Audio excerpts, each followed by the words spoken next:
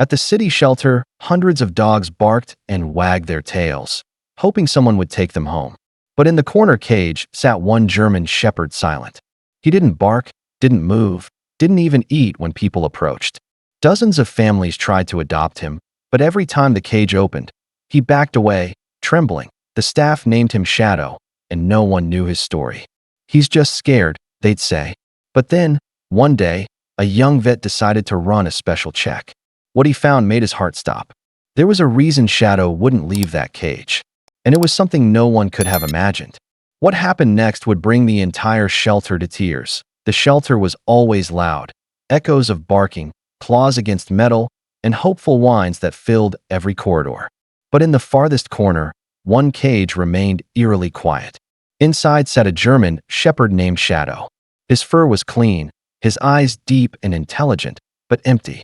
Families passed by, cooing at the playful puppies nearby, but Shadow just sat still, staring at the floor as if the world outside the bars didn't exist.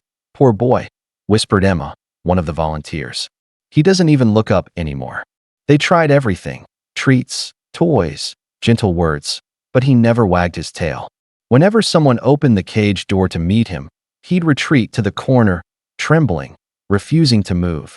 Weeks turned into months. Adoption sheets piled up for every other dog, but Shadow's folder remained untouched. Some said he was broken, others whispered he was dangerous. But Emma didn't believe that. There was sadness in his eyes, not aggression. One afternoon, as the rain poured outside, she sat near his cage, softly humming to herself. For the first time, Shadow lifted his gaze. Their eyes met, and for a split second, Emma saw it. Not fear, not anger, but pain and memory. Something he couldn't let go of. Days passed, and Shadow's behavior only deepened the mystery. Every time a potential adopter entered the shelter, he would sit perfectly still, watchful, silent, almost studying them. But the moment someone tried to approach, he'd lower his head and back away until he was pressed against the cold wall. Some families thought he was shy, others assumed he'd been abused. But there was something more deliberate in his stillness, something that felt almost purposeful. Emma began noticing patterns. He flinched at the sound of heavy boots, froze when someone wore a uniform, and refused to eat whenever loud male voices filled the hall. One day, a man wearing a police jacket bent down and softly said, "Hey, buddy." Instantly, Shadow's body stiffened, ears flat, tail tucked.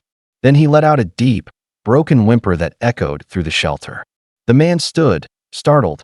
That night, Emma couldn't sleep. She sat outside Shadow's cage with a notebook, watching him breathe slowly in the dark. "Who hurt you?" she whispered.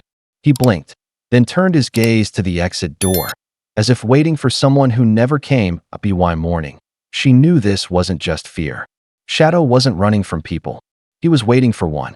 Someone who had never returned. Someone who had left a hole too deep to heal. When Dr. Ryan joined the shelter, he immediately noticed Shadow. Unlike the other dogs, Shadow didn't bark or beg for attention. He just watched, quiet, calculating, broken. During his routine health check, Ryan approached slowly, crouching low to meet the dog's eye level. "Hey there, big guy," he murmured. Shadow didn't move, but his gaze flickered with recognition, like he understood the calm tone. As Ryan gently ran his hands along the shepherd's fur, he froze. There was an old scar running down Shadow's hind leg, long, deep, and neatly stitched. Not something random.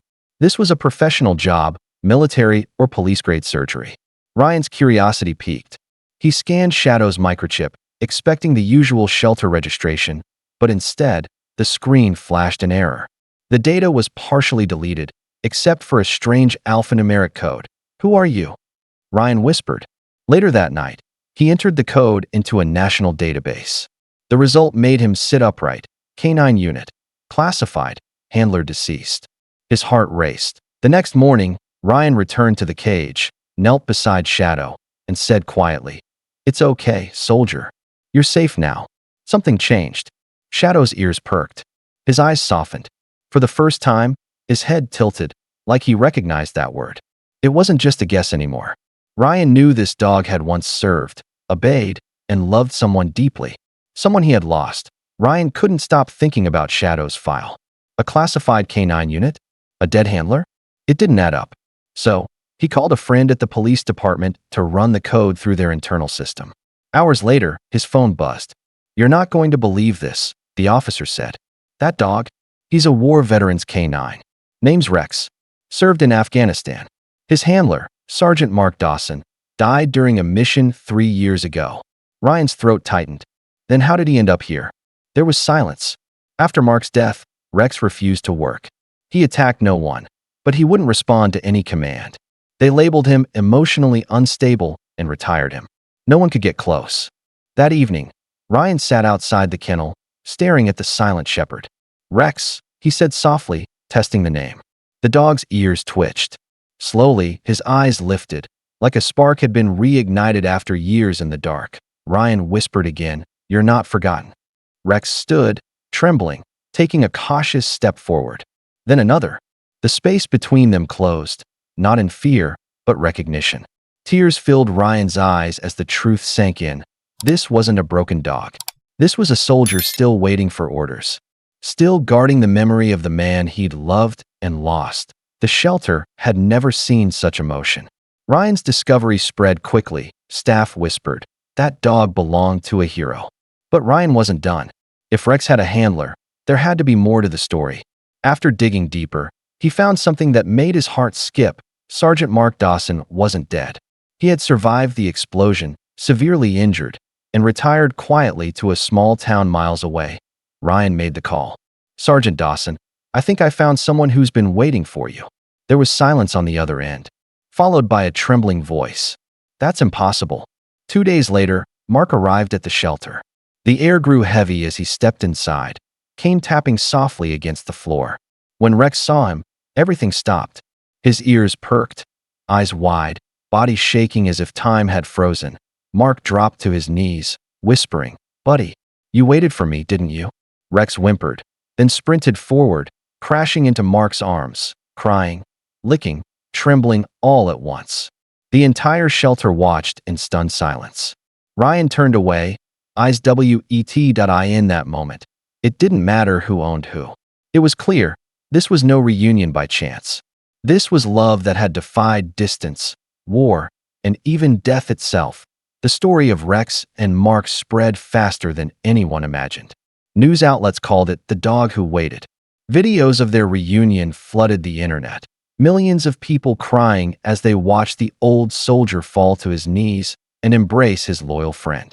Donations poured in for the shelter, and letters arrived from around the world thanking Rex for reminding people what loyalty truly means. Mark officially adopted Rex that same week. The paperwork was short, but the emotion behind the pen was endless. As he signed his name, Rex lay beside him, one paw resting gently on his boot, as if making sure this time, his human wasn't going anywhere. In the weeks that followed, the two were inseparable. They took quiet walks at sunrise, visited the park where it all began, and sometimes just sat together in peaceful silence. Rex no longer stared at doors waiting. He finally knew he was home. On the wall of the shelter, Ryan hung a small plaque engraved with the words, "He didn't wait for rescue. He waited for love."